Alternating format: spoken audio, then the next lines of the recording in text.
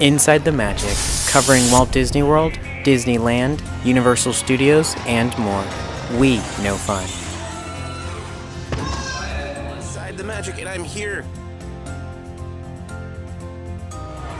Hello, everyone.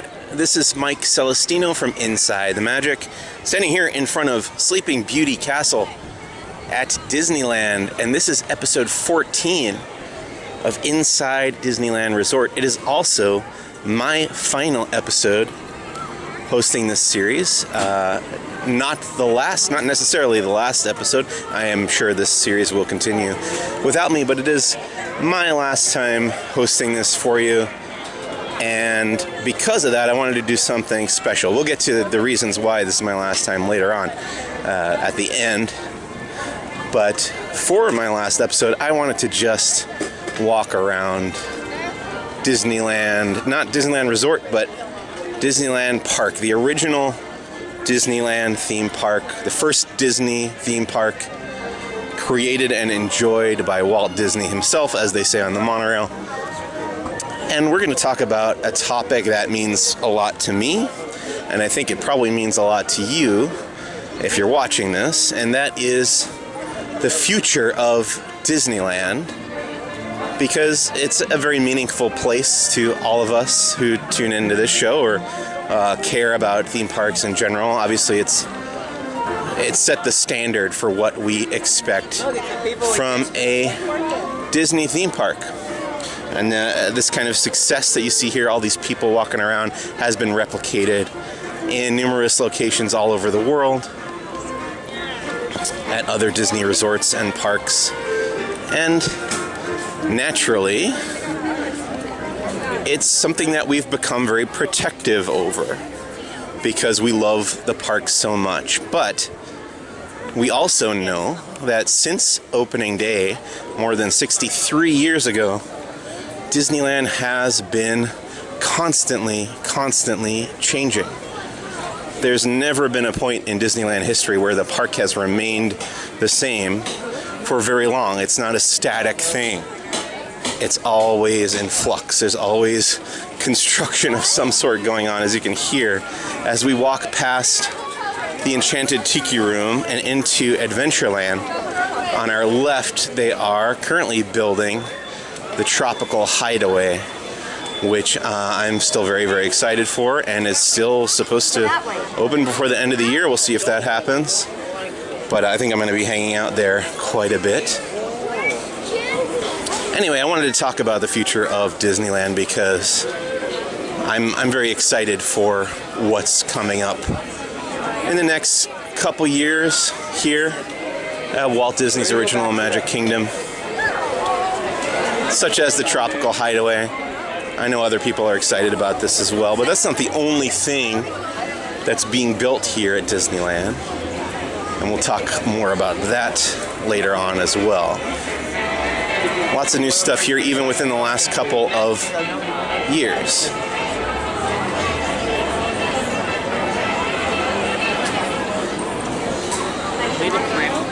I think if you had come here on opening day and came here today, most of the park would be completely unrecognizable to you, except maybe Main Street and parts of the hub and maybe a little bit of Frontierland. Everything else has been changed radically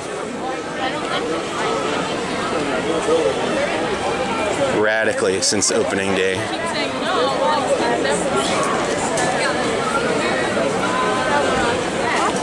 So we're approaching the north border of Adventureland here. We're going to cross into New Orleans Square, pass by Tarzan's treehouse. Used to be the Swiss family treehouse. We're going to cross this bridge by Pirates of the Caribbean, which wasn't even here at the opening of Pirates of the Caribbean in 1967. It was built later on to better accommodate the crowds that are constantly flowing through this area.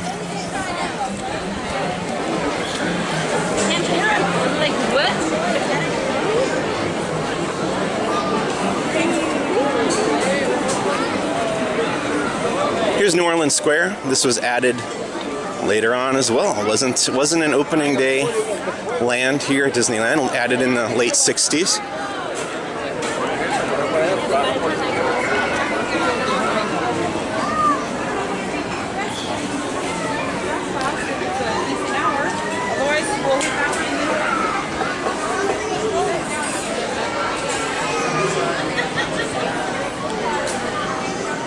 Where'd they go?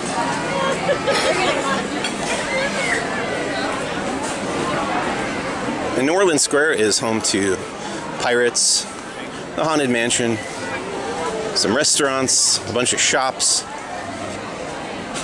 and they do not have it at the Magic Kingdom and Walt Disney World in Florida. You've got Liberty Square down there instead of New Orleans Square. Both really cool areas that I love. But you know, Disneyland here in Anaheim, California feels like my home park since I've lived in Southern California for my entire adult life, mostly. I grew up going to Walt Disney World, but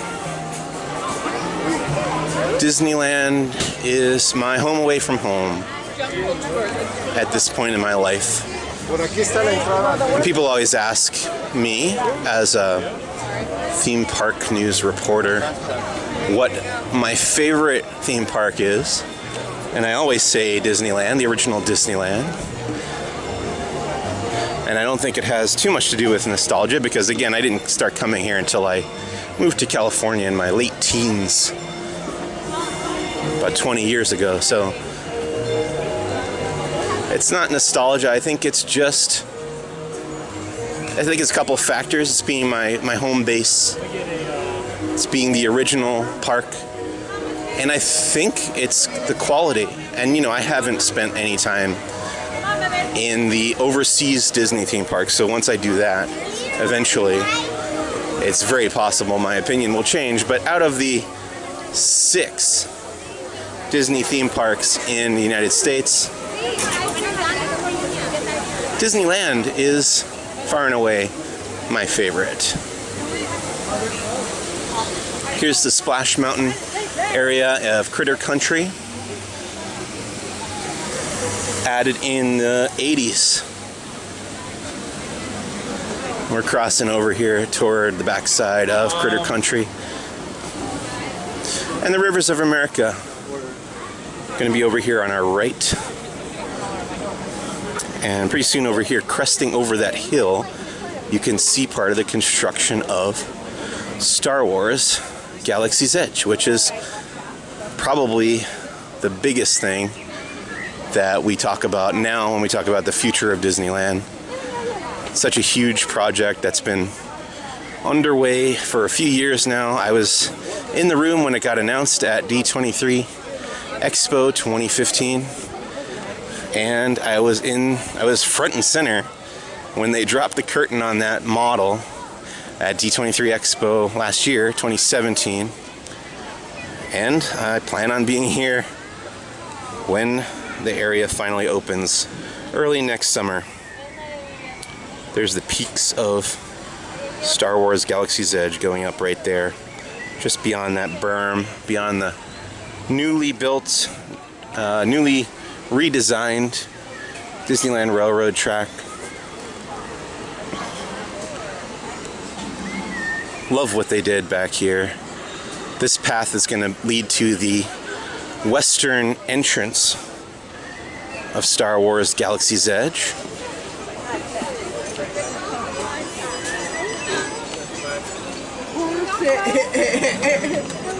People have guessed that they're going to use this more of an exit than an entrance, but we'll see. It would be nice if you could wander back here, back this way through Critter Country, and then enter Galaxy's Edge through kind of the least likely method. And in looking at that model back at D23 Expo, this kind of western side of Galaxy's Edge was the part that I was the most excited for, because it's kind of like the wilderness of Star Wars, and I'm sure there's going to be a lot of little hidden stuff in that area, as I'm sure there'll be throughout all of Galaxy's Edge. But Here's that western entrance here. And we'll take a look at all three entrances today on this walk around the park. For now, I'm going to turn around and head back through Frontierland. Okay, here's the front side of Pirates of the Caribbean and that bridge we went across earlier. We're going to continue this way, east, toward the other side of the park. We're going to pass through Frontierland, and like I said earlier, Frontierland looks pretty close to the way it looked back on opening day. The Golden Horseshoe was there. Some of the storefronts are pretty similar. So if you're looking for OG original Disneyland flavor, Frontierland is one of the places to go. We're passing by the other side of the Rivers of America over here, where you can ride the Mark Twain riverboat or the sailing ship Columbia. Here's the Golden Horseshoe, like I mentioned.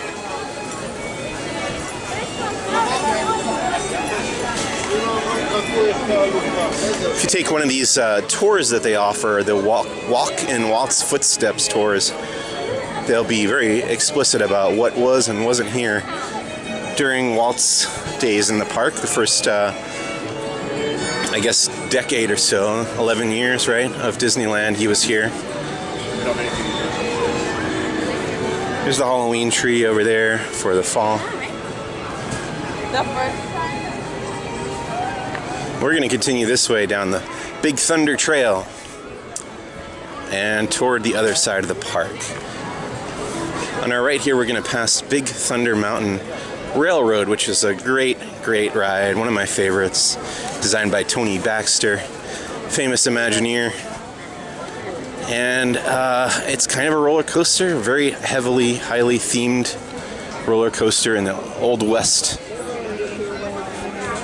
If you haven't been on it, definitely check it out. Love it, love it, love it. And that was added a few decades into Disneyland's existence, or a couple anyway. I think you can get what I'm getting at here. You know, whenever there's a change announced for Disneyland, which happens very frequently, as I mentioned before, there's always kind of an uproar. And yet, by and large, with a few minor exceptions, a couple major ones, the changes at Disneyland have all been very positive. To me, the people in charge frequently know what they're doing. And like I said, I do have a couple exceptions to that I might touch on as we go through some of the other areas here. But look at all this stuff that has been added and changed since Disneyland opened in 1955. There wasn't much here. There wasn't much that worked. So I can only imagine that the future of Disneyland is going to be even better. Right? These guys know what they're doing. This is the newly redesigned Big Thunder Trail, which was closed for over a year to prepare for its overhaul, or to conduct its overhaul. Here's Big Thunder Mountain Railroad on the right, but all this stuff over here on the left is really new. Now this path directly on my left is going to be the central, and I believe the main entrance to Star Wars Galaxy's Edge, and that's where we're going to end up today on our walking tour. I'm going to finish up over there, but first we're going to go around the rest of the park. So all this rock work was built over the summer of 2016 into the spring of 2017, and then they opened it up for guests last summer 2017, when they reopened the Rivers of America.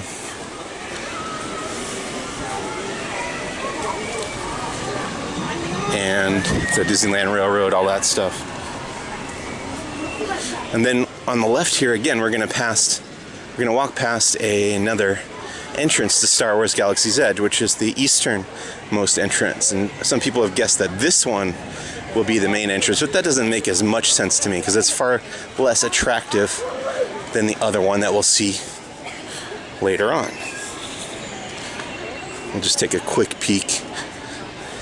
Oh gosh, guys, you know, this is a good time for me to ask this question, if anybody knows.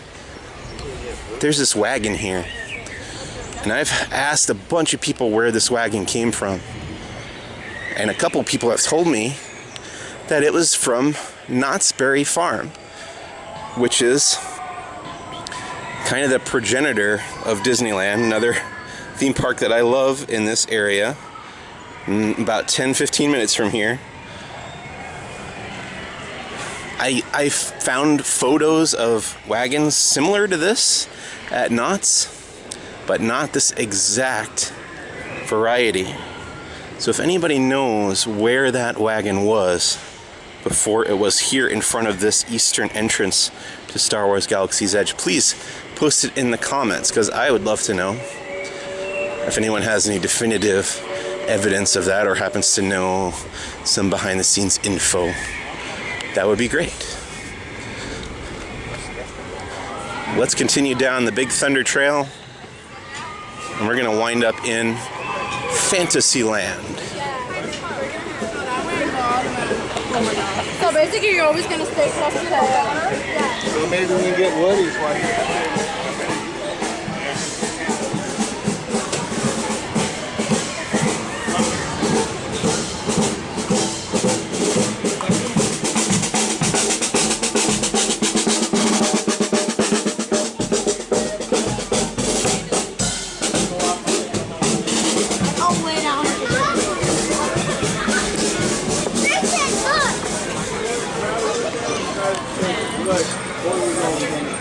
On our left over here, up those steps, if you can make them out, kind of in the bushes back there, there's these steps leading up the side of the hill. I used to go up to where the Skyway would leave Fantasyland and go over to Tomorrowland.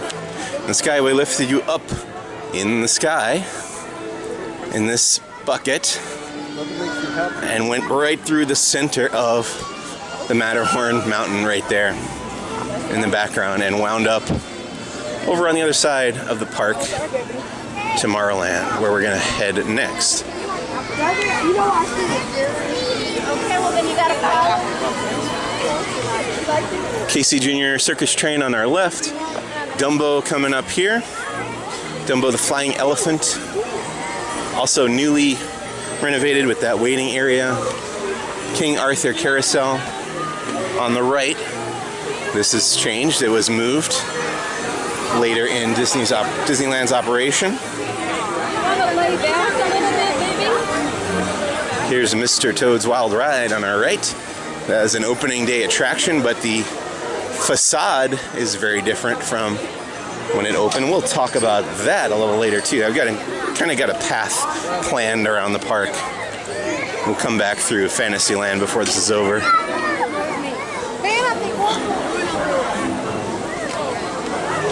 On our left here, this is the Storybook Land Canal boats, and this is another opening day attraction that has changed dramatically since opening day. A lot of features added, but the general concept remains the same. So that's something you can go on if you want to get a feel for what Disneyland was like in the early days. I've never been in this ride. Mad Tea Party.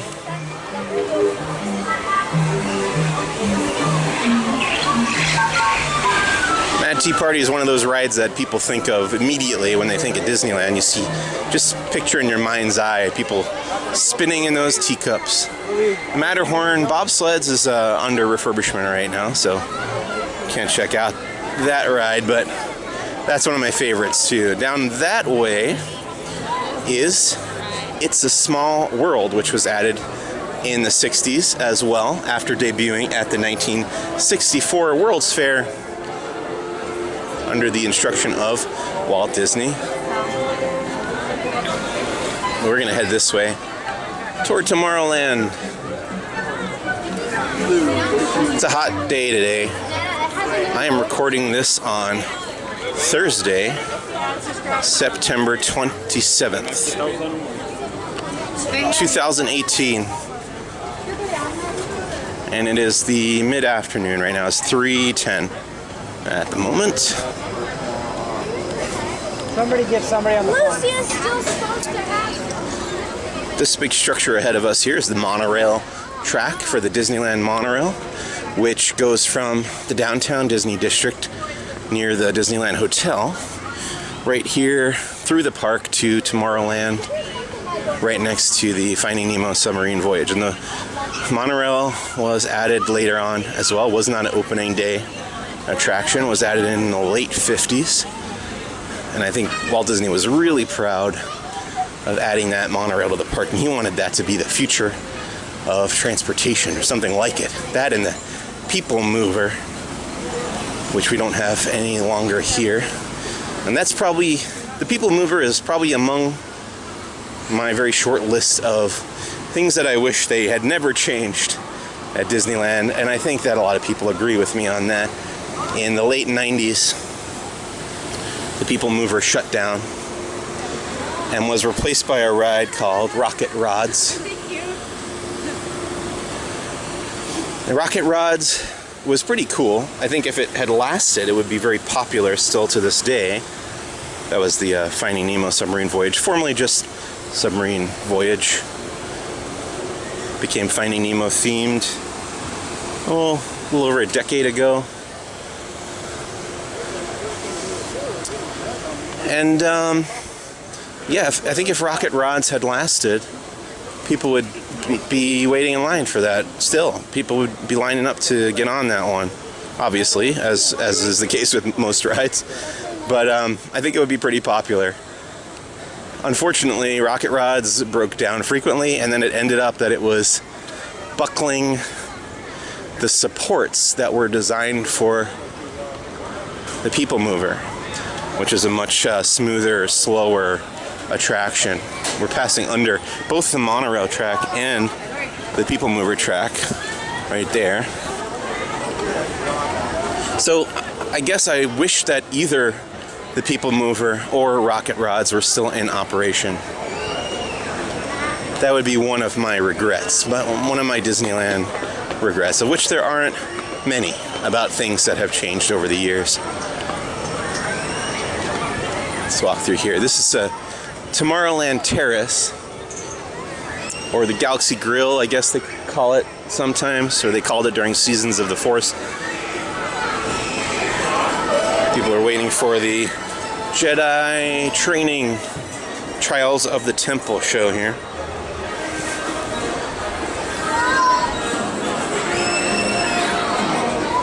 Let's get out of here before I get a copyright flag.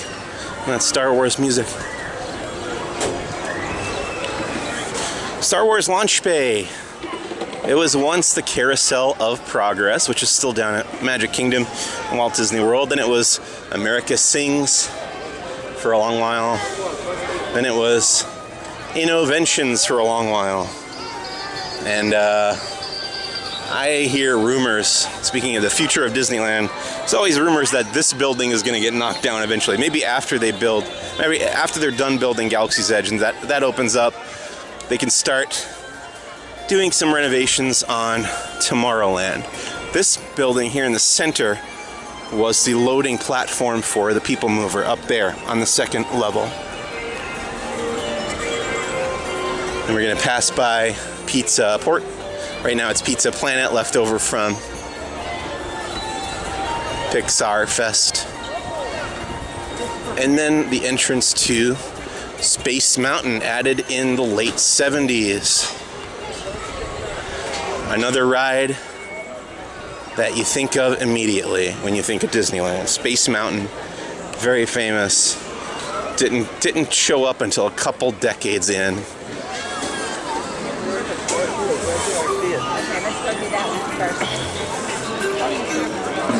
Here's the rest of Tomorrowland. On the left here is Star Trader. This is almost entirely Star Wars merchandise right now. And again, I imagine this will change by the time Galaxy's Edge opens up.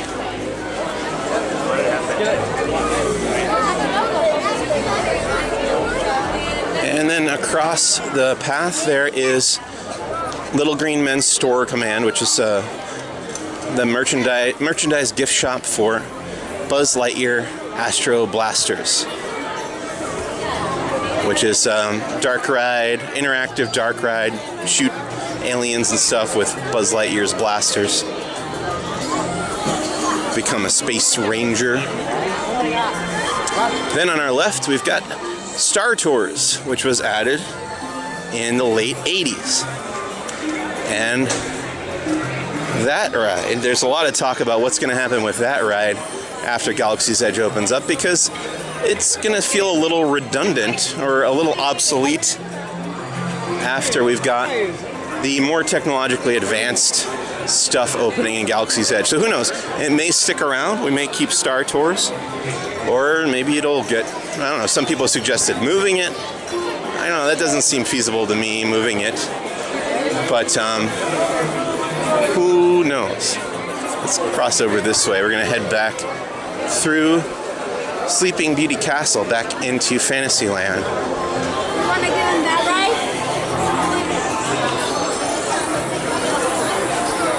ride? Here's that People Mover track again. So you can see it goes through all of Tomorrowland, starting over there in the center. It would come out over here, go through all the buildings. You get a nice little tour of Tomorrowland. It was like a nice leisurely ride. And if you've been on the one in Magic Kingdom, you know what I'm talking about. This one was a little different, but I still kind of wish we had it. I would love to ride the People Mover here at Disneyland. I also think I always kind of fantasize about riding, like just walking the track. Like if somebody would let me go up and just walk through the track, that would be pretty sweet too. But I'm sure there's a lot of danger involved with that. So it's not likely to happen anytime soon, but crossing my fingers that something happens with that People Mover track. Either they start over, tear it down, build a new similar ride. That's been rumored. Or they figure out a way to reopen it. That would be awesome too. You never know. I think if they announce something like that at D23 Expo next year, 2019, people would be really, really excited. Because you always hear that complaint about Disneyland and the People Mover.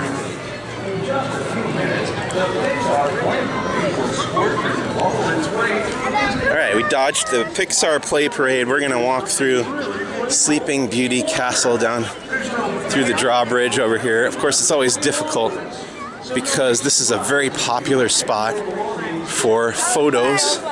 It's all part of the playtime fun with Pixar Bounce. So get ready for the Pixar Play Parade. And order, you've got an instant playground of fun.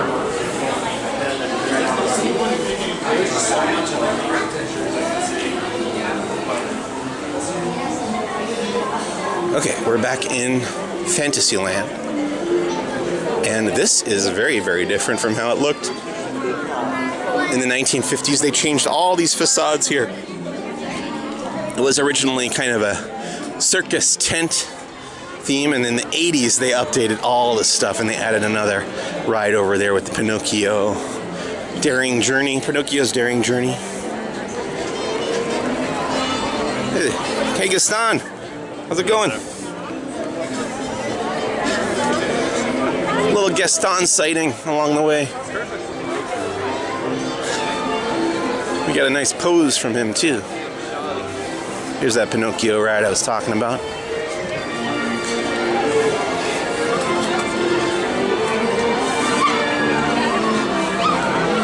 Alright, we're gonna come up through Fantasyland. We're gonna go down the Big Thunder Trail again toward that central entrance to Star Wars Galaxy's Edge.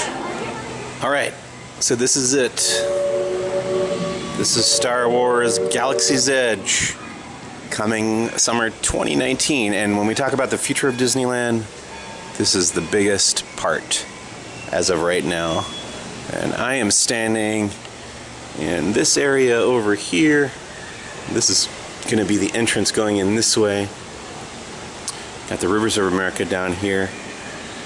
There's the Millennium Falcon attraction over here. And then there's the First Order Battle Escape attraction over there. You've got shops, a marketplace. This is kind of the wilderness area over here that I was talking about earlier. And I couldn't be more excited. This is one of those things that when they announced it, I was super psyched. I'm a huge Star Wars fan all my life. Huge Disneyland fan, obviously, so the combination of those two things,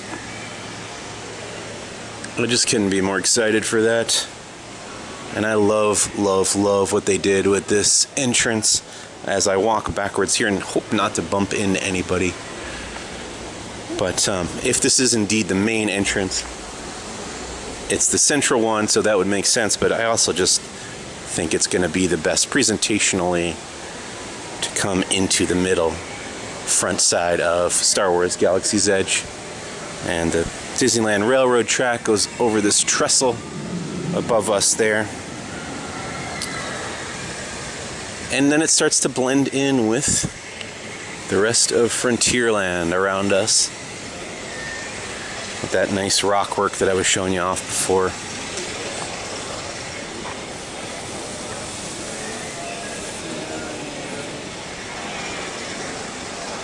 So that's it. This is the future of Disneyland. It's so quiet here, which is so weird. Got a family singing happy birthday behind me, but I wanted to end here because it is such an important element of what's going on right now in the park.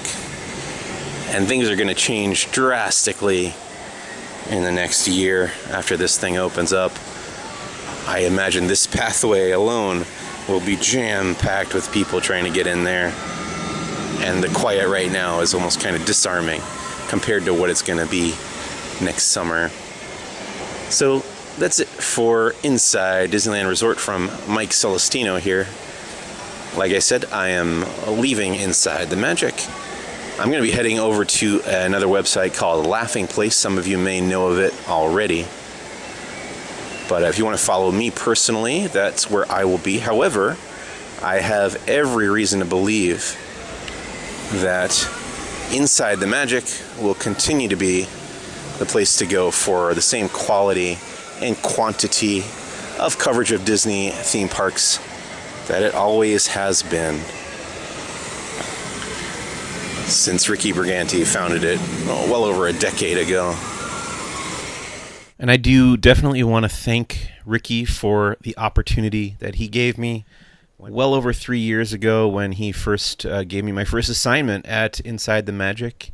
It's been a wild ride, just like Mr. Toad, and I've loved every minute of it. And I also want to thank the new owner, Kurt Schmidt, for bearing with me through this transition. And I'm sure that everybody at the team at Inside the Magic, including Sean Sposato down in Orlando, Michael Gavin in Jacksonville, and Christina Sanza in New York, are going to continue to do a wonderful job.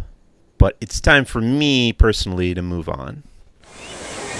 And if I have a point in all this coverage, walking around the park, looking at everything changing since I started this series many months ago, it's that I believe the future will be a bright one, both here at Disney parks, at Disneyland and other parks around the world, and in general. And maybe that makes me an optimist, but I think Walt Disney was an optimist too, so keep that in mind whenever we hear about changes and stuff like that. I think it's always best to look on the bright side. And thank you so much for watching these videos. My name is Mike Celestino, signing off from Disneyland in Anaheim, California, and I'll see you real soon.